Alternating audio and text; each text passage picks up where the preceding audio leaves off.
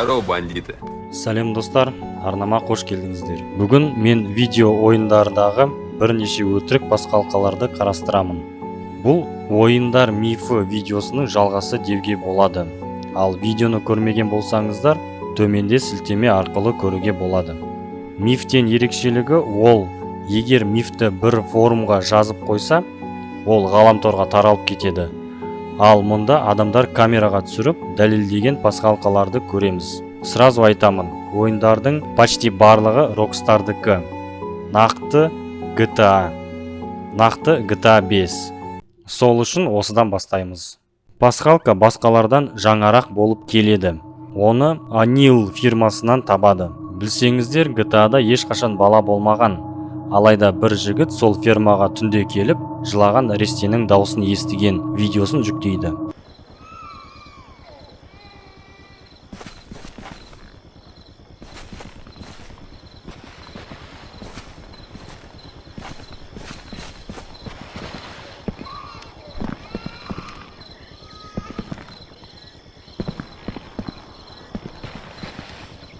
Ал мен бұл пасхалканы тексеруге шақырамын. Рас па, өтірік па, түсініксіз. Видеода лайк саны дизлайктан көп болып тұр. Көргендеріңіздей, мен осы жерге келдім.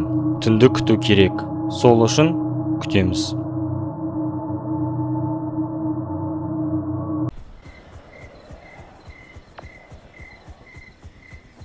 Я, ұзақ күтетін сияқтымын. Музыка тыңдайық. Ох, ё-моё, магнитолам жоқ екенін ұмытып кетіппін. Ақыры түн болды.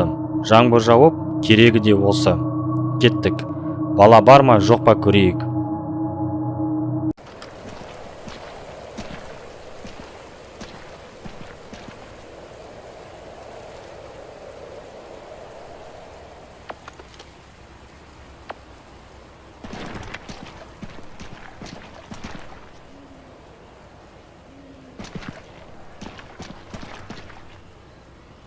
Қысқасы, біраз жүрдім, бірақ ештеңе естімедім.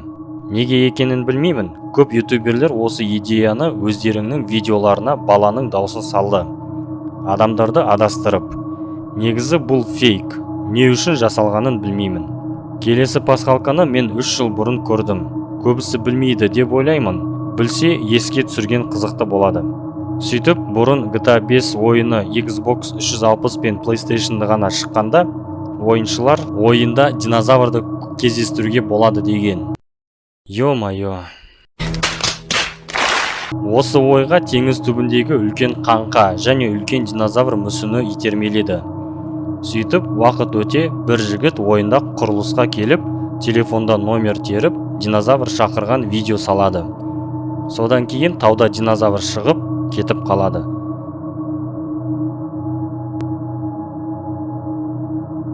Негізі жігіт өте сапалы монтаж жасады, видеоға да жазды.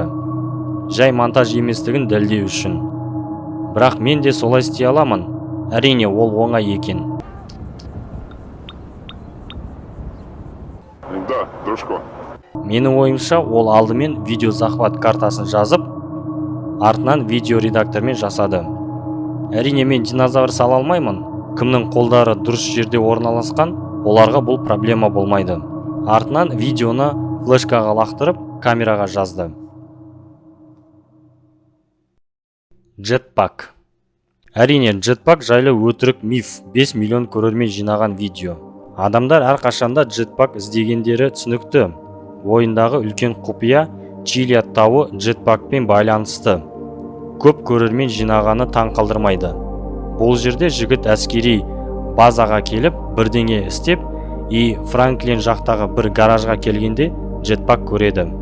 Сөзсіз, өте сапалы жасалған. Ұшқан түрі болмаса.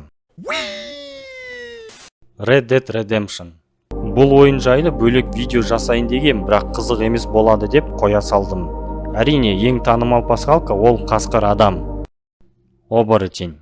Бұл жайлы айтқанмын. Алайда Лохнесс монстр жайлы айтқан жоқпын.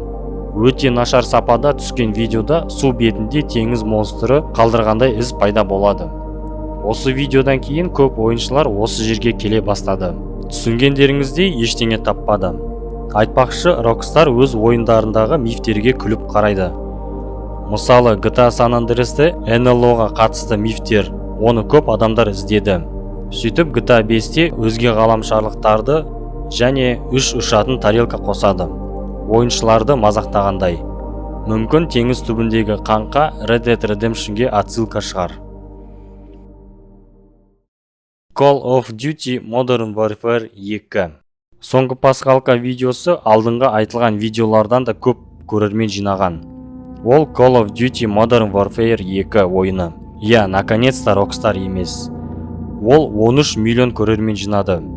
Бұл видеода жігіт бір апаны қалай шақыруға болатынын көрсетеді. Ол үшін бір есікке келіп, бірнеше рет ату қажет. 2 рет оң үстіңгі жағына, 3 рет астыңғы сол жағына, 4 рет. Түсінікті. Осыдан кейін есіктен апа шығып айқайлай бастайды. Сіздерге арнап аудардым. Кетіңдер бұл жерден. Түсінбейсіңдер ма? Жоғалыңдар. Оңбаған.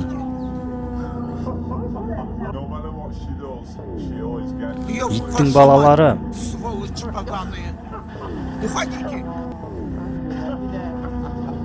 Қаншама адам сол жерге келіп тексерсе де ешкімнің қолынан келмеді. Бірақ өте сапалы жасалған екен.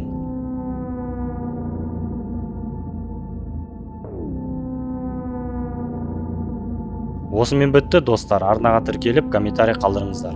Қазақша YouTube дамысын.